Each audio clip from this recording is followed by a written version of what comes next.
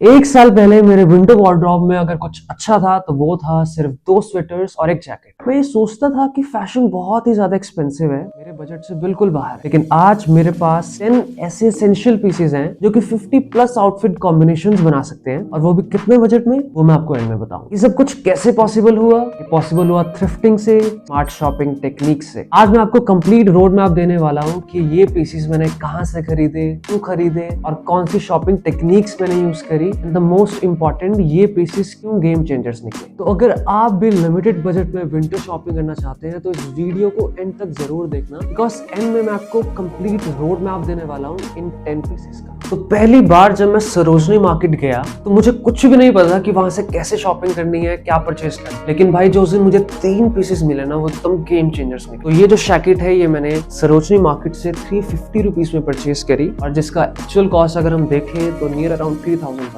तो हुआ क्या, फ्लैनल शर्ट्स का वहां पर कॉलम था, तो मैं वो एक्सप्लोर कर रहा था और ये पीस बिल्कुल वहां कॉर्नर पे पड़ा। मैंने वेंडर से पूछा कि भाई ये कितने का देना, वो कहता कि भाई 500 का लगाऊंगा। तो ऐसे बार्गेनिंग करते करते हमारी डील डन हुई ₹350 में। और मैंने जब इसकी क्वालिटी चेक करी ना, इसकी क्वालिटी इतनी सुपीरियर, इसका थिक फैब्रिक और इसकी बिल्कुल फाइन स्टिचिंग और इसके जो बटन्स की क्वालिटी तो बहुत हाई क्वालिटी। एक लेसन याद रखना, जब भी आप सरोजनी मार्केट में हो ना, वहां पे आपको कॉर्नर पीसेस में चेक करना है क्या पड़ा है, वहां पे जेम पीसेस पड़े होते हैं। तो जब मैं फर्स्ट टाइम इस पीस को कॉलेज पाकर गया तो भाई आप मानोगे नहीं, 5 फ्रेंड्स मेरे आए, वो कह रहे कि भाई ये पीस कहाँ से लिया भाई, कहाँ से परचेज किया, क्या कहते हैं इसे, ये इतना सॉलिड और इतना जेन्युइन पीस लगता है अगर हम इसको वियर ऑन करते हैं। और अब बात करते हैं मेरे सेकंड पीस के बारे में, जो कि है beige coloured crew neck sweater. और ये मैंने सरोजनी से परचेज किया है नियर अराउंड 450 रुपीज में, और अगर इसका एक्चुअल कॉस्ट देखें तो वो आता है 2000 से 2500 के बीच में। हुआ क्या, जब मैंने इसको फर्स्ट टाइम देखा तो मुझे लगा कि पक्का ये जो पीस है ना खराब होगा। क्यों? क्योंकि इस रिप्ड निट में बहुत ही कम ब्रांड्स हैं जो ऐसे पीसेस लॉन्च करते हैं। मुझे लगा कि इसका जो थ्रेड्स वगैरह है वो पक्का लूज होंगे, या कुछ ना कुछ इसमें कलर का इश्यू होगा, कुछ ना कोई पक्का इशू होगा। बट लकीली कोई भी इशू नहीं था। रिप्ड जो इसके निटिंग थी बिल्कुल परफेक्ट थी, कहीं होल्स भी थे। ये स्वेटर मेरे लिए बिल्कुल MVP पीस बन गया, और मैं इसको नियर अराउंड 2 to 3 टाइम्स बहुत इजीली एक हफ्ते के अंदर वियर ऑन कर लेता हूँ। और अब बात करते हैं मेरे थर्ड और मेरे मोस्ट फेवरेट पीस की, जो मैंने सरोजनी से परचेज किया था, और वो है दीज हैरिंगबोन ट्राउजर्स। मैन क्या फिट है इनका, क्या इनकी शेप है, क्या टेलर्ड कट है। तो हुआ क्या कि मैंने ये ट्राउजर्स परचेज किए ₹400 में, और अगर आप इसे किसी ब्रांड से परचेज करते हैं तो ये पड़ेंगे आपको नियर अराउंड 3000। मैं जीन्स सेक्शन में था, मैं जीन्स एक्सप्लोर कर रहा था, तो मैंने देखा कि फॉर्मल वेयर सेक्शन में इस ट्राउजर्स पे मेरी नजर पड़ी। मैंने कहा नहीं यार, सरोजनी के फॉर्मल वेयर बहुत ही बेकार होते हैं, तो मैं नहीं देखूंगा। लेकिन मैंने सोचा कि एक बार ध्यान देता हूँ, एक बार देखता हूँ। तो जब मैंने इस ट्राउजर्स को बिल्कुल गौर से देखा ना, मैंने देखा यार ये तो हैरिंगबोन पैटर्न है, और ऊपर से इसका फैब्रिक जो था वो बिल्कुल वूल ब्लेंड में था। और ऐसे टेलर्ड कट पीसेस बहुत ही कम मिलते हैं सरोजनी में देखने को। एट द एंड जब मैंने इसको फिट चेक किया और एकदम ये परफेक्ट आया, मैंने इसको बिल्कुल भी टेलिंग कराने की मुझे जरूरत ही नहीं पड़ी। यहाँ पर एक टिप देना चाहता हूँ कि सरोजनी में कभी भी आपको कोई भी ऐसे फॉर्मल वेयर है ना, आप उसको पाकर देखते हैं और आपको बिल्कुल परफेक्ट फिट आता है, तो कभी भी मिस ना करना। बस ऐसे पीसेस बहुत ही रेयर मिलते हैं, बहुत रेयर। आपको मैंने पहले भी बताया कि अगर आप किसी ब्रांड से ये परचेज करते हैं या अपने टेलर से बनवाते हैं तो नियर अराउंड 3000 की कॉस्ट आएगी इस फैब्रिक। तो टोटल सरोजनी में मैंने किया है स्पेंड ऑफ 1200 रुपीज, जबकि इन सभी का एक्चुअल कॉस्ट था 8100 रुपीज। हम इसको कैलकुलेट करें तो ये पड़ता है near around 85% of my savings. तो जो आपको मैं नेक्स्ट अपने पीसेस दिखाने वाला हूँ वो मैंने ब्रांड से लिए हैं उनकी सीजन एंड सेल में। बहुत ही यूनिक पीसेस हैं, बहुत एलिगेंट पीसेस हैं वो सभी, and one of the most important pieces जो आपको आपकी वार्डरोब में हमेशा रखने चाहिए। So the first piece is ये यूनिक्लो का फ्लैनल शर्ट, जो कि मैंने 2000 रुपीज का बाय किया था। नाउ इस पीस को हम फ्लैनल शर्ट क्यों बोलते हैं, ये जो आप पैटर्न देख रहे हैं और इसका जो वूल ब्लेंड फैब्रिक होता है, इसकी वजह से हम इसको फ्लैनल शर्ट्स बोलते हैं। सिंपल शर्ट से डिफरेंशिएट करती है। 2000 का ये फ्लैनल शर्ट क्यों वर्थ इट है, बिकॉज यूनिक्लो जो ब्रांड है वो एक क्लोथिंग ब्रांड से ज्यादा एक टेक्निकल ब्रांड है। वो वर्क करता है ट्रेंड्स के ऊपर, फैब्रिक्स के ऊपर, फैब्रिक्स की टेक्निकलिटीज के ऊपर। और जो फ्लैनल शर्ट है आप इसको एज अ शर्ट भी यूज कर सकते हैं, और एज अ बेस लेयर भी यूज कर सकते हैं, और third thing as a upper layer भी यूज कर सकते हैं अपने विंटर वार्डरोब में। Now the second most important piece of my winter wardrobe is this oversized crew neck white T shirt, again from Uniqlo brand. ये मैंने T shirt ली थी 1300 rupees की, और इसके 2 रीजंस हैं कि मैंने यूनिक्लो से ही क्यों क्यों लिया, किसी और ब्रांड का क्यों नहीं लिया?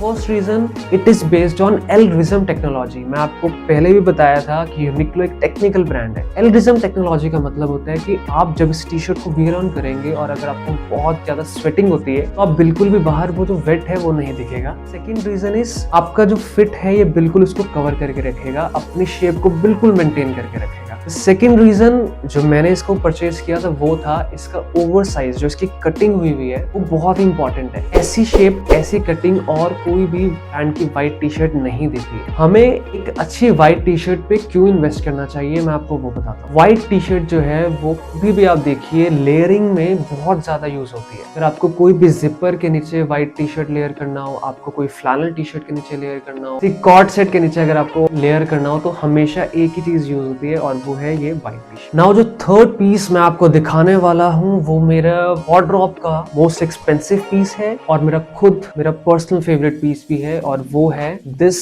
वूल ब्लेंड कोट फ्रॉम ज़ारा। और बेसिकली इसे हम डबल ब्रेस्टेड कोट भी बोलते हैं। नाउ ये मैंने कोट परचेज किया था 6000 रुपीज का, और अगर मैं इसे नॉर्मल सीजन में खरीदता तो मुझे पड़ता कुछ 10 से 12 हजार के बीच में, लेकिन लकीली मुझे 6000 का पड़ा। हुआ क्या, जब मैंने इस पीस को फर्स्ट टाइम अपने फ्रेंड की बर्थडे पार्टी पर वेयर किया तो वहां पर हर सेकंड पर्सन मुझे कॉम्प्लीमेंट दे रहा था। वो कह रहा था कि भाई यू लुक रियली एलिगेंट। भाई जिसकी बर्थडे पार्टी थी उससे भी ज्यादा टेंशन मुझे दी जा रही थी। वहां मैंने रियलाइज किया यार, तो जो मतलब इसेंशियल पीसेस होते हैं, लॉन्ग कोट्स होते हैं, उनकी एक अलग ही पावर होती है। जब भी आप देखना लॉन्ग कोट वेयर ऑन करेंगे ना, आपका जो कॉन्फिडेंस है वो 10 एकदम बढ़ जाएगा भाई। आपको लगेगा कि आप कोई भी कन्वर्सेशन क्रैक कर सकते हैं, इतना ज्यादा कॉन्फिडेंस बिल्ड हो जाता है कोट्स को वेयर ऑन करने से। तो आप देख रहे हैं कि जो डिफरेंट क्लोथिंग पीसेस होते हैं ना, उनकी एक एनर्जी होती है। अब जो T shirt energy carry over कर रही है वो एनर्जी कोट नहीं कैरी ओवर कर। कोट की जो एनर्जी है वो डिफरेंट है, उससे ज्यादा है, थोड़ी ऑथेंटिकेशन है, थोड़ी एलिगेंसी है। तो ये कुछ पावर और कुछ एनर्जी होती है कुछ क्लोथिंग पीसेस की, जो कि हमें एलिगेंट बनाते हैं। नाउ द नेक्स्ट पीस जो मैं आपके साथ शेयर करने वाला हूं वो है मेरा mid range edition piece, and this piece is ये बेज कलर्ड कार्डिगन, जो कि मैंने 1500 रुपीज का परचेज किया था मैक्स ब्रांड से। Now the question here arrives कि व्हाई ओनली बेज कलर और कोई कलर क्यों? नाउ द बेज कलर एक ऐसा कलर है जो कि हर कलर टोन के साथ मैच करता है। फॉर एग्जांपल, अगर आपने ब्लैक कलर के ट्राउजर्स वेयर ऑन करने हो तो चला जाएगा, अगर आपने ब्लू कलर की जीन्स वेयर ऑन करने हो वो भी बहुत इजीली चली जाएगी, एंड अगर आपने इसके साथ कोई भी फॉर्मल वेयर करना हो, शर्ट वेयर ऑन करनी हो, वो भी बहुत इजीली चला जाता है। इसीलिए बेज कलर टोन मैंने यूज किया है। सेकंड मोस्ट इंपॉर्टेंट थिंग जो मैंने इस पीस में देखी थी वो थी इसका रिब्ड निटिंग। वो जैसे मैंने क्रू नेक स्वेटर में रिब निट परचेज किया था, वैसे ही मैंने यहाँ पे रिब निट परचेज किया है। नाउ अगर आपको लगता है कि ये थोड़ा सा एक्सपेंसिव पीस है, आप क्या कर सकते हैं, आप इसको H&M से या फिर मार्क्स एंड स्पेंसर से भी परचेज कर सकते हैं, या फिर यूनिक्लो से भी आप परचेज कर सकते हैं। क्या होता है कि हमें लगता है कि कार्डिगन्स जो होते हैं बहुत अंडररेटेड पीसेस हैं, बिकॉज हमें लगता है कि हमारी सोसाइटी में सिर्फ अंकल लोग ही इनको पहनते हैं। मैंने इसको एकदम स्टाइल चेक किया, पिनिंटरेस्ट से रिसर्च किया, तो बिल्कुल मैंने देखा कि हाँ, इसको हमें कैसे वेयर ऑन करना चाहिए। फर्स्ट टिप मैं आपको देना चाहता हूँ कि कार्डिगन में कैसे वेयर ऑन करना है आपको, वो है जब भी आप कार्डिगन वेयर ऑन करें हमेशा याद रखना आपका अपर बटन एंड लोअर बटन हमेशा ऊपर रहने चाहिए। नाउ कुछ ऐसे पीसेस जो मैंने मिंत्रा और अजियो सेल्स से परचेज किए थे उनके ऊपर अब हम बात करते हैं। तो the first piece is this white plain hoodie जो मैंने मिंत्रा से परचेज करी थी, एंड ये हुडी मैंने परचेज की थी 479 के करीब जब वो सेल में थी। अगर हम इसका ओरिजिनल प्राइस देखें तो ये पड़ता है कुछ 1600 के near around. Now why only this plain white hoodie? The first thing आपको जो याद रखनी है कि कभी भी आपको हुडीज परचेज करनी है और अपनी अच्छी विंटर वार्डरोब बनानी है, हमेशा आपकी हुडी सॉलिड कलर में होनी चाहिए। आपकी जो हुडी है उसके ऊपर कोई मेजर ग्राफिक्स नहीं होने चाहिए, कोई बिग ब्रांड लोगोस नहीं होने चाहिए। नाउ आप हुडी को कैसे वेयर ऑन कर सकते हैं और ये क्यों एसेंशियल है, मैं आपको उसका रीजन देता हूँ। आप इस हुडी को किसी के साथ भी वेयर ऑन कर सकते हैं। फॉर एग्जांपल, आपको ब्लू जीन्स के साथ जाना है, आप इसको वेयर ऑन कर सकते हैं। कुछ जॉगर्स पहनने आप पहन सकते हैं। अगर आपको कैजुअल विंटर लुक लेना है लॉन्ग कोट्स के साथ भी आप इसे ऐसा बेस लेयर यूज कर सकते हैं। अगर आपको थोड़ा सा कूल लगना है तो आप क्या कर सकते हैं, जैकेट्स के नीचे हुडी को आप वेयर ऑन कर सकते हैं, आप कार्डिगन्स के नीचे हुडी को वेयर ऑन कर सकते हैं, आप फ्लैनल शर्ट्स के नीचे हुडी को वेयर ऑन कर सकते हैं। इतना ज्यादा फायदा एक सिंगल हुडी का, that's why it is one of the most important piece आपकी वार्डरोब में होना बहुत जरूरी है। Now the second important piece जो मैंने अजियो से बाय किया था वो है दिस रिलैक्स फिट जीन्स, और ये है रॉगन ब्रांड की। ये मैंने परचेज करी थी सिर्फ 1295 रुपीज में। अगर हम इसकी ओरिजिनल कॉस्ट देखें तो ये पड़ती है कुछ 2700 रुपीज। तो आप ध्यान देना कि मैंने आपको बोला है relaxed fit jeans, not baggy. आप ध्यान से देख सकते हैं ये रिलैक्स फिट है, बैगी नहीं है, ठीक है। अब इसका रीजन देता हूँ कि हमें बैगी क्यों परचेज नहीं करनी है जबकि ट्रेंड में है, बट स्टिल हम रिलैक्स्ड फिट परचेज कर रहे हैं। First reason is relaxed fit जो है वो आपके साथ किसी भी फॉर्मल वेयर में अगर आपको जीन्स वेयर करनी है तो रिलैक्स्ड फिट जाती है, बैगी नहीं जाती। बैगी आपको एक स्ट्रीट वेयर लुक देता है, कूल लुक देता है। हमें फॉर्मल में कोई कूल लुक नहीं चाहिए, हमें अच्छा लुक चाहिए, एलिगेंट लुक चाहिए, तो वहां पर रिलैक्स्ड फिट जीन्स यूज होती है। Second reason relaxed fit jeans लेने का विंटर्स में रीजन है, जब भी हम विंटर्स में जो हमारे अपर पीसेस होते हैं वो क्या होते हैं, हल्के से बैगी रहते हैं, ऊपर से खुले रहते हैं, ठीक है। मतलब उसको बैलेंस आउट करने के लिए हम स्किनी जीन्स नहीं वियर ऑन कर सकते। इसी रीजन से हमें क्या करना है, हमें रिलैक्स्ड फिट जीन्स लेना है। ये जो फिट मैंने लिया है बहुत ही वेस्ट से बिल्कुल परफेक्ट है। इसकी जो थाइज है वहां से जो फिट है, जहाँ से शेप है वो बहुत ब्रीदेबल शेप है। जो इसका शू और इसकी जो लेंथ है वो बिल्कुल परफेक्ट है। मतलब अगर ये ज्यादा शू पे बम्प देगा तो भी वो एक बहुत ही बेकार हम शेप कंसीडर करते हैं, लेकिन इसका अगर शू पे बिल्कुल परफेक्ट आ रहा है, हल्का सा लाइट बम्प आना चाहिए, वो ही एक परफेक्ट पीस के अंदर कंसीडर किया जाता है। दैट्स व्हाई आपको एक अच्छे पीस में हमेशा इन्वेस्ट करना चाहिए जीन्स में। इसके कलर्स जो होने चाहिए वो बहुत ऐसे, आप पीसेस देखते हैं जो बीच में से ऐसे लाइट शेड होता है जीन्स, ध्यान रखिए वो ना लें।